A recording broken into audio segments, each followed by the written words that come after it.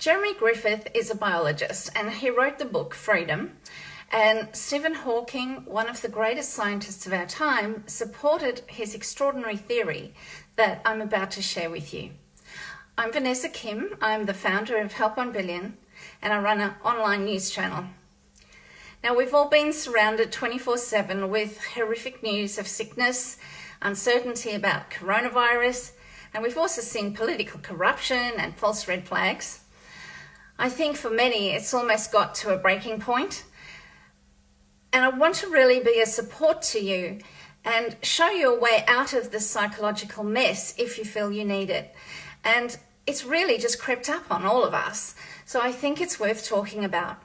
I know that most of you listening have been shocked about the global shutdown and also looked on horror as you've seen people dying. But then also really scratching your head, seeing the false things that the media have said and health organisations using political narratives. Now, as we live in financial and psychological uncertainty, this is also something we've seen in America with rioting and also in China, the uncertainty with trade in Australia and other countries. We're also nervous about our personal liberties being taken. We don't know what the story is about 5G. And there's so many things, the surveillance that we're concerned about. So I want to bring some relief to you because science has discovered something profound about the human condition. And that when we understand this, we can finally heal ourselves. Basically save ourselves from this endless, egocentric, violent, dominating behavior that's around us. And help us to deal with the psychology of our world. Now, at the end of this video, I'm going to leave you with some hope and understanding about what the human condition is. But I can't do it all in one video. The next video is going to help you and explain to you how you can use what I'm talking about more personally in your life. Now, we know that we're all capable of unimaginable acts of selfishness and violence and horror, but we're also capable of great love. And there's a scientific explanation for this. And when we understand it, we free ourselves from the guilt that we have about our own behavior and the uncertainty that we feel in the world or that we feel in our relationships. Now, science can finally put a way of healing the globe and our personal psychosis to rest. Psychosis is a trauma that is experienced in the mind, and psychosis is always healed when the person receives new understanding, the aha moment. And we now can understand how that happens through biology, and that understanding I'm going to give you based on what's happened in biology. Now, 2,000 years ago, there was a great philosopher, Plato, who put forward that human beings had locked themselves in a dark, shadowy cave, and at the exit of the cave was a great light. That light, he said, was far too frightening for humans to climb up towards, but if they did, they would discover truth. That truth is facing the understanding of the human condition, and that's what I want to talk about. Up until recently, human beings have had some false explanations about the human condition. We believed that we were savage, selfish, biological creatures with these selfish instincts. And this derived from Darwin's natural selection theory. He really never proved that we were actually selfish human beings, except that the genes replicated. And for that reason, it was believed that human beings were selfish because a gene replicated, it was self-serving.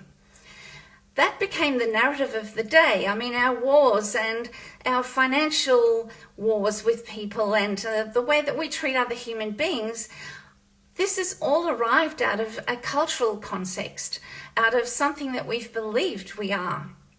And it's a myth. Until recently, our science was unable to explain consciousness biologically. But what has now been discovered is that there is one aspect to us which is driven by a natural instinct, and another that is driven by our intellect or conscious mind. Now, biology has been studying not just genes, but also nerve receptors. And from these studies now, it has a more complete understanding about the human condition. and what is driving us biologically in the mind. Basically, there are two components to us. One is that we're driven by instincts, like a bird that automatically migrates north. And the other is that we have an intellect, a conscious mind. Now, imagine giving a bird, let's call bird Adam, flying north, a conscious mind. As he's flying with all the other birds north, suddenly he sees an island filled with apple trees and veers off to investigate it. He flies off in a different direction to all the other birds because, unlike them, he has intellect. So, basically, he has a conscious mind. Now, the problem is, we know that birds that have had faulty instincts, for the most part, never survived if they didn't migrate with the other birds. And so here lies the terrible conflict between instincts and intellect. One part of us follows our instincts, and this keeps us safe, and another part follows the intellect, and this takes us out of what safety is, and we go off course. Now, some may say, let's not go off course then. Let's force ourselves to stay within the safety of our instincts. But the brilliant conscious mind will not allow that to happen.